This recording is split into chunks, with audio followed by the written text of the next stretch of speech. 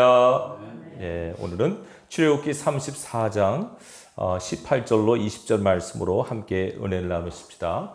본문의 내용은 하나님께서 이스라엘 백성에게 그 절기를 지키라고 말씀하시는데 크게 세 절기가 있는데요. 가장 대표적인 절기인 6월절 절기에 지키는 방법에 대해서 말씀하십니다.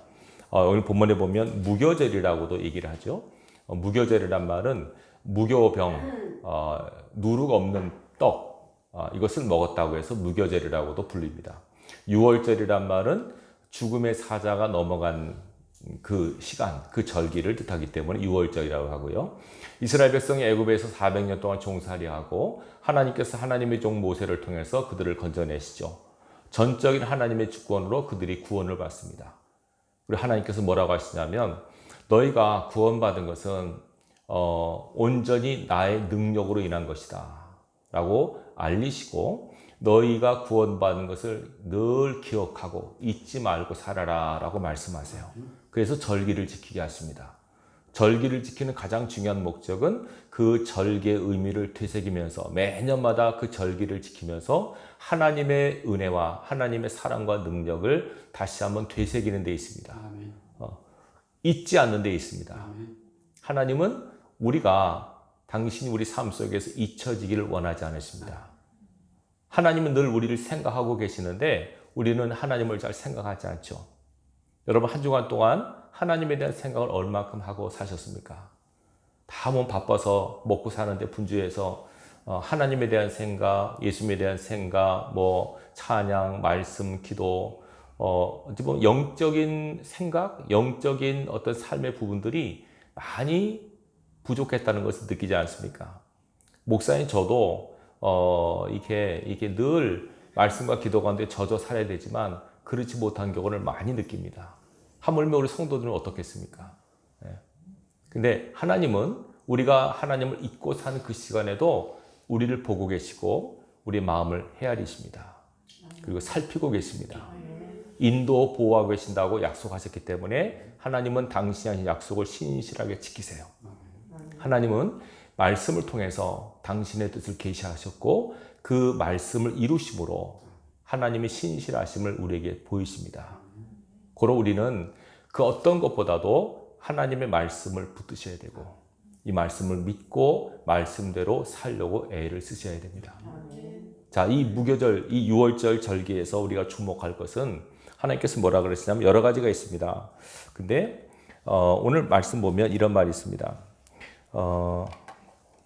아비벌 그 절기에 지키라. 아비벌은 니산월이라고 해서 유대인들로 1월입니다. 정월입니다.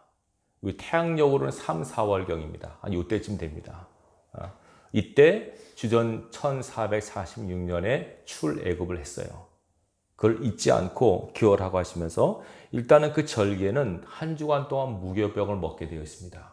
쓴 나물을 먹게 되어 있습니다. 그리고 이제 양을 먹는데 본문에 보면 이런 말이 있습니다. 모든 첫 태생은 다 내 것이며 내 가축의 모든 처음 난 수컷인 소와 양도 다 그러하며 나에게 첫 새끼는 어린 양으로 대속할 것이요 그렇게 하지 않으면 그 목을 꺾을 것이며 네 아들 중 장자는 다 대속할지며 빈손으로 내 얼굴을 보지 말지니라. 주목할 것이 있는데 첫 것은 다 내 것이라고 하십니다. 사람이든 짐승이든 첫 것은 내 것이라. 왜 이런 말씀하셨냐면 자, 한번 뒤로 돌아서 출애굽기 13장을 보시겠습니다. 13장 1절입니다.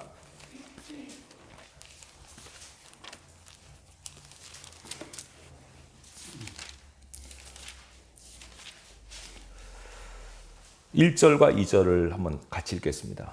101페이지 되겠네요. 출애굽기 13장 1절과 2절을 함께 읽겠습니다. 시작.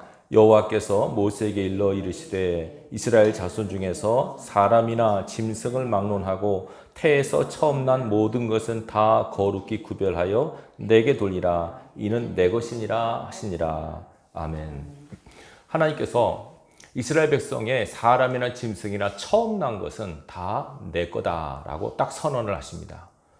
이렇게 말씀하신 가장 근본적인 이유는 출애굽할 때 10가지 재앙을 하나님이 일으키시죠. 바로가 강팍함으로 인해서 10번째 재앙, 마지막 재앙이 뭐냐면 모든 처음 나는 것을 하나님이 죽이십니다.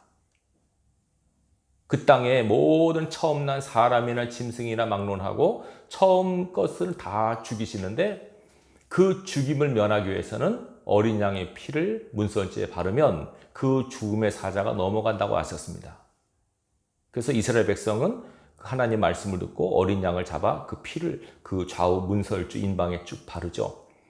그 발라진 피를 보고 죽음의 사자가 넘어갑니다. 그래서 넘어갔다. 너물유, 너물월. 그래서 유월이란 말을 쓰는 겁니다. 죽음의 사자가 넘어갔습니다.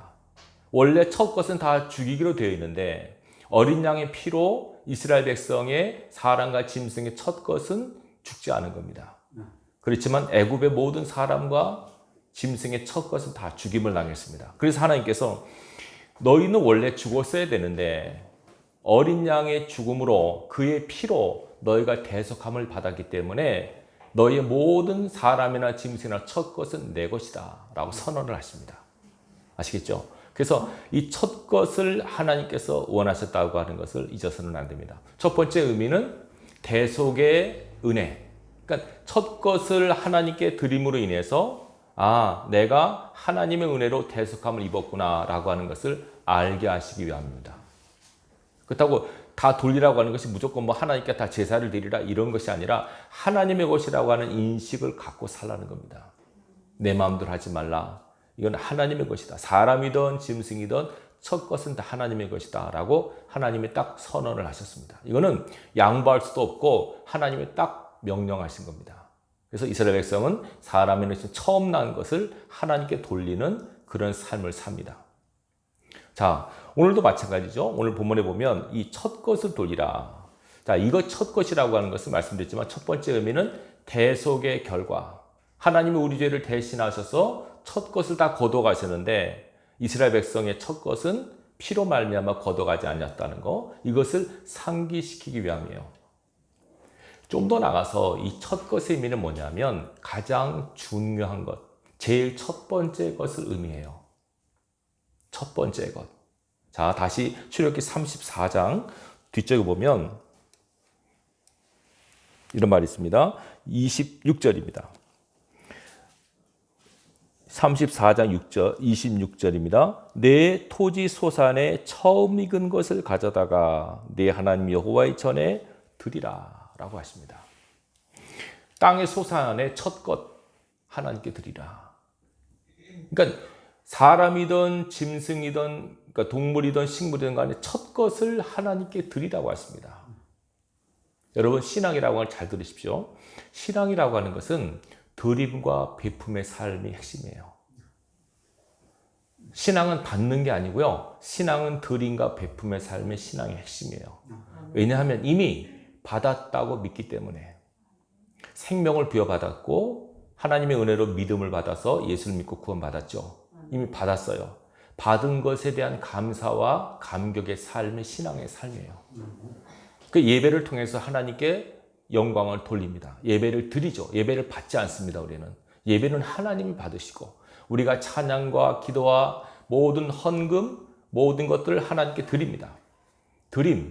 그 드림의 축복을 우리에게 주었고 좀 더 나가서 우리에게 나누라고 하십니다. 베풀라고 하십니다. 우리 주의 사람들에게 베풀고 나누라고 하십니다. 이것이 신앙 생활이에요. 그러면 나를 점검해 보셔야 되면 나는 얼만큼 드리고 얼만큼 베풀고 있는가를 점검하셔야 됩니다. 드리는 것도 없고 베푸는 것도 없다면 무엇인가 문제가 있다고 보시면 됩니다. 예배를 잘 드리시고 기도를 드리시고 찬양을 드리시고 그리고 여러분 삶 주위에 무엇인가를 베풀고 나누는 삶을 사셔야 됩니다.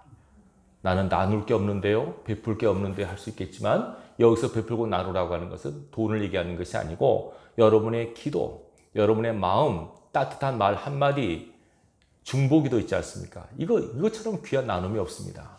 이것을 하라고 하시는 겁니다. 아무 생각 없이 교회만 왔다 갔다 하는 그런 신앙이 아니고요. 일단 받았다고 하는 것을 믿으시면 이제는 드리고 베푸는 삶으로 여러분의 인생을 채우셔야 돼요. 네.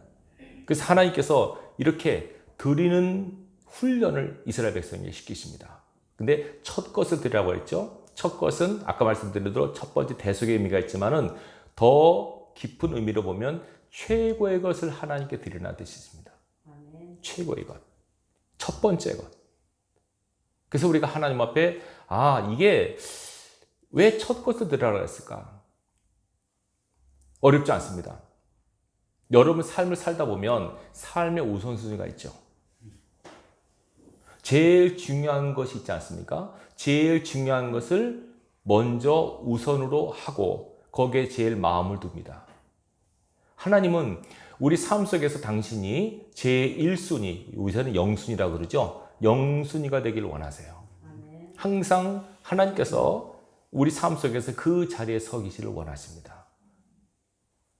그러면 하나님은 우리에게 하나님께 드린 것을 최고로 드리길 원하시는데 과연 나는 그렇게 하나님께 최고의 것으로 가장 첫 번째 것으로 드리고 있는가를 점검하실 필요가 있습니다. 자, 새벽 기도를 하는데 새벽 기도의 기원은 엄밀히 말해 예수님께서 하셨어요. 근데 새벽에 왜 하나님께서 기도하라고 하시냐면 새벽에 왜 예배드리냐고 하냐면 새벽 시간은 하루의 첫 시간입니다. 물론 시간적으로 보면 자정이 첫 시간이지만 우리 삶으로 볼 때는 새벽이 가장 첫 시간이에요.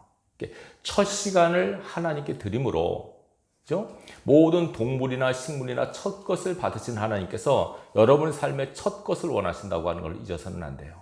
그래서 첫 시간이 굉장히 중요한 것입니다.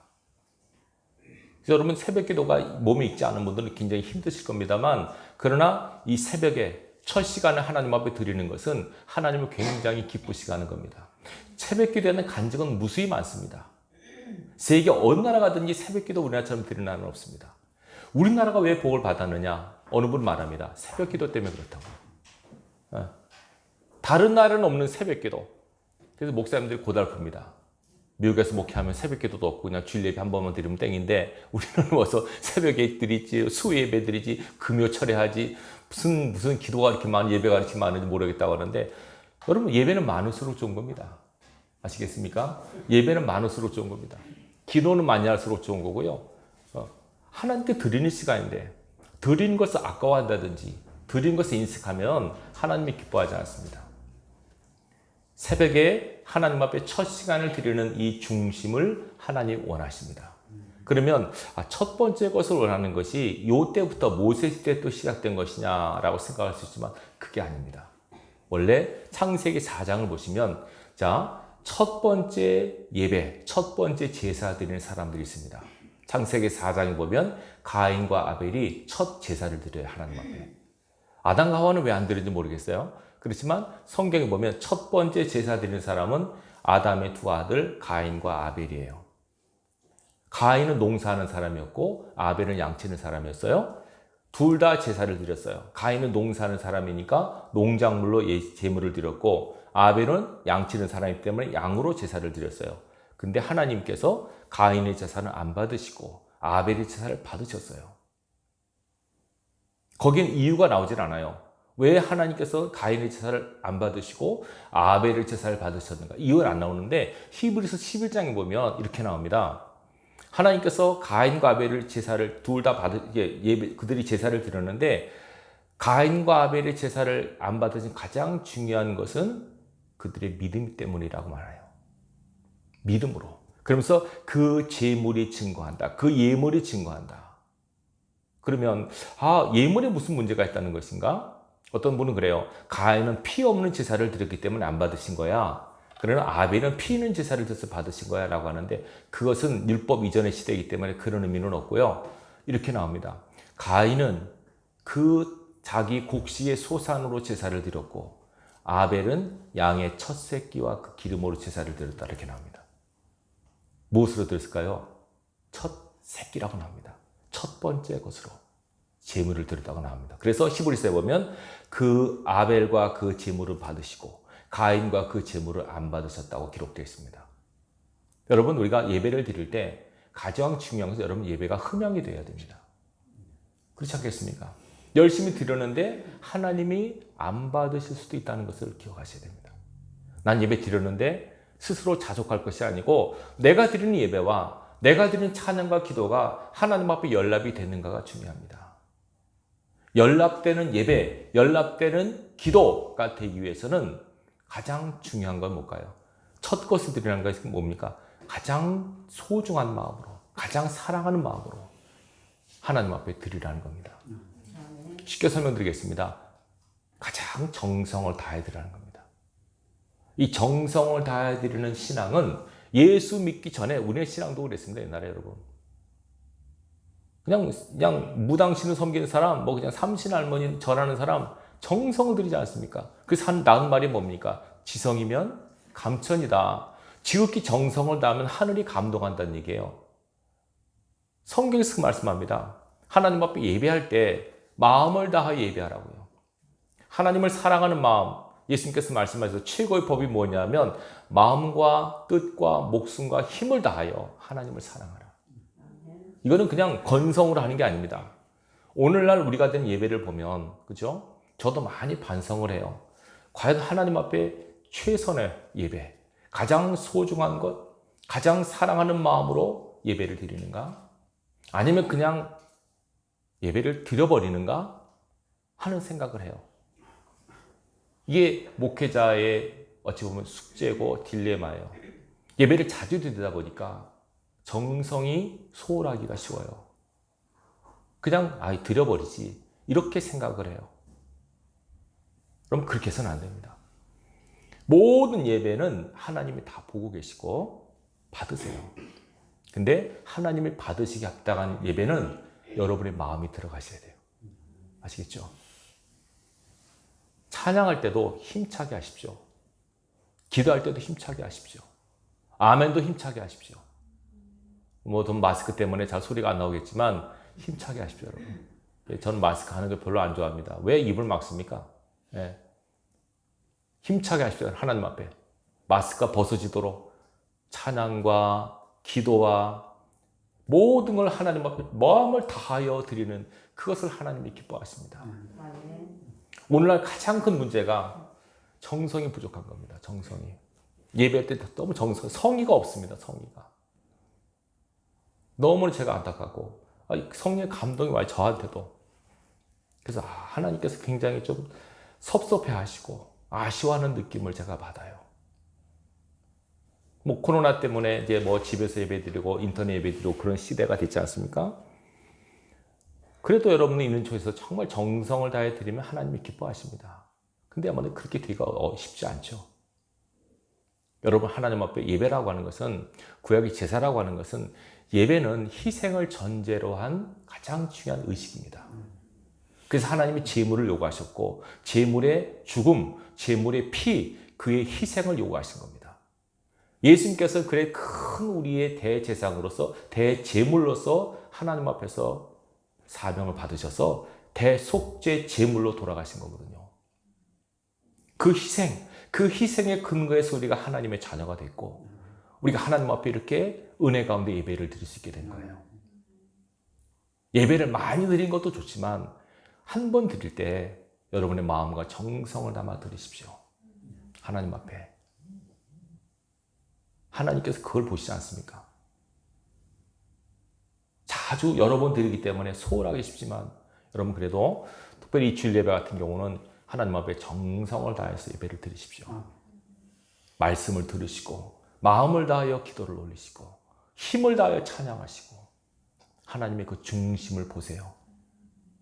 다윗이 법궤를 다윗성으로 메울 때 너무나 좋아서 춤을 춥니다. 왕이 춤을 추는데 옷이 벗겨집니다.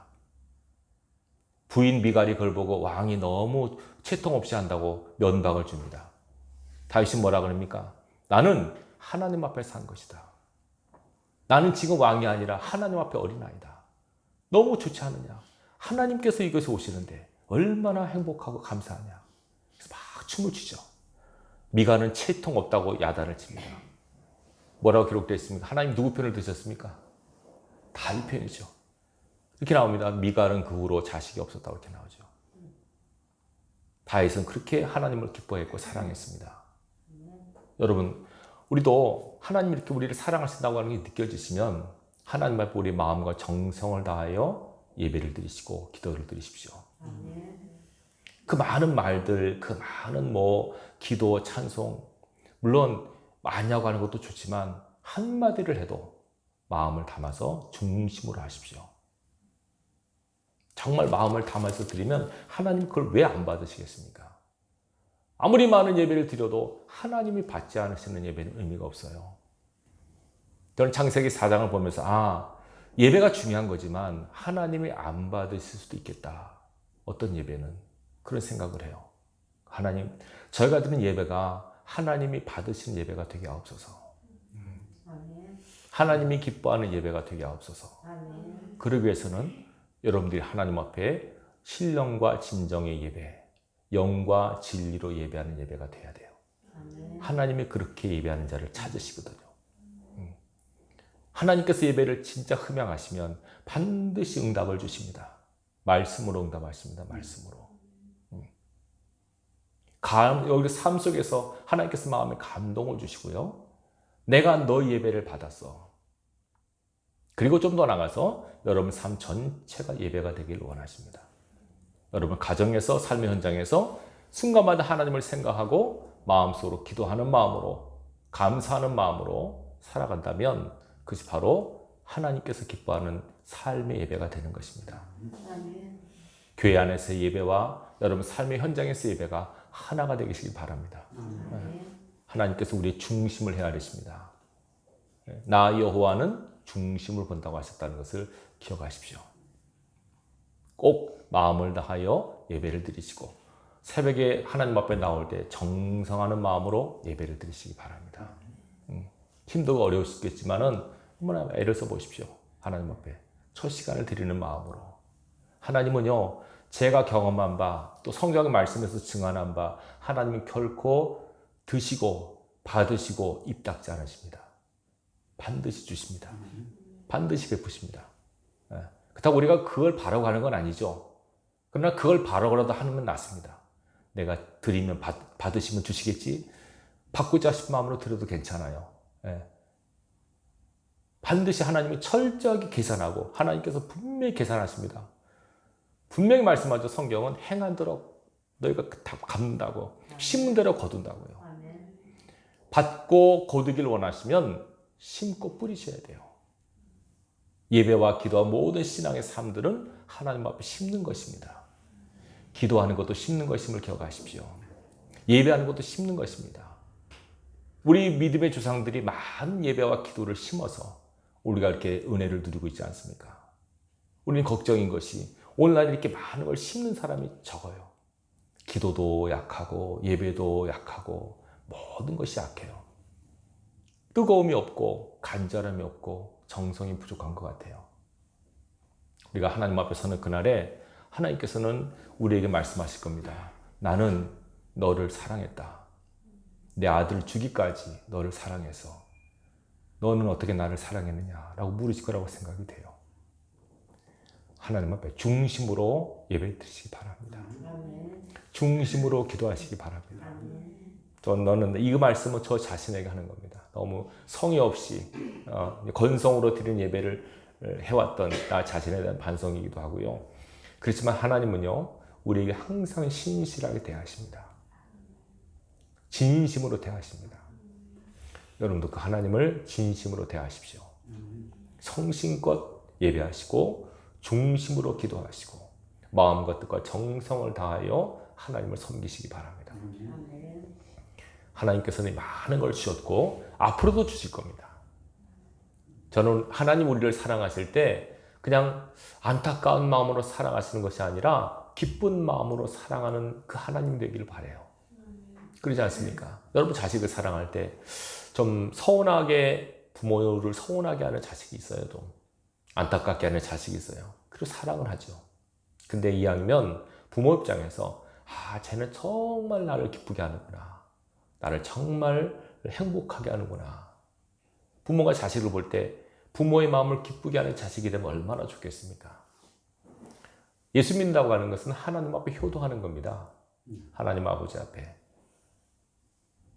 진짜 하나님을 기쁘시게 할 수 있는 효자가 되시길 바랍니다. 네. 말씀대로 사시고요. 하나님 앞에 정성을 다해서 신앙하십시오. 한마디 기도를 하셔도 하나님께서 받으시는 기도, 찬송을 하셔도 하나님 마음에 울림을 줄 수 있는 찬양 하시면 반드시 하나님께서 복을 주실 줄로 믿습니다. 이번부터 시작하는 이 새벽 기도에 여러분 힘써서 참여해 주시고요. 참여하는 기간 동안에 하나님께서 은혜를 주실 줄로 믿습니다. 우리 중심을 보신 하나님이시기 때문에 여러분들이 못 나온 분들은 못 나오더라도 나올 수 있는 분 나오셔서 다 최선을 다해서 하나님을 섬기십시오. 정성을 다하실 때 하나님이 기쁘게 받으십니다. 모두가 아벨의 제사를 드림으로 하나님을 영화롭게 하는 그런 저와 여러분들이 될 수 있기를 주님의 이름으로 축원합니다. 기도하겠습니다. 하나님 아버지 감사합니다. 우리에게 아들을 주시기까지 가장 소중한 아들을 주시기까지 사랑하신 주님, 우리가 그 은혜를 잊고 살았지만은 그 은혜를 깨닫지 못하고 자행자제함으로 하나님의 사랑에 보답하지 못한 삶을 산 것을 용서하여 주시옵소서. 최선을 다하여 사랑하신 하나님의 사랑을 잊고 살았습니다. 부족하지만 우리도 하나님 앞에 최선을 다해서 드리는 삶을 살게 하여 주옵소서. 기도를 드리게 하옵소서. 찬양을 드리게 하옵소서. 예배를 드리게 하옵소서. 하나님이 기뻐하는 삶을 살게 하여 주시옵소서. 아버지, 사랑하는 백성들을 축복해 주시옵소서. 이번 한 주간도 저들의 삶의 현장에 동행하셔서 하나님이 함께 하심을 알고 믿음의 삶을 살게 하여 주시옵소서. 어떤 환경을 맞았는지 염려하거나 근심하지 않게 하시고 두려움에서 벗어나게 하시고 자유케 하여 주시옵소서. 이번 한 주간도 승리의 삶을 살 줄로 믿사오며 예수님 이름으로 기도합나이다. 아멘.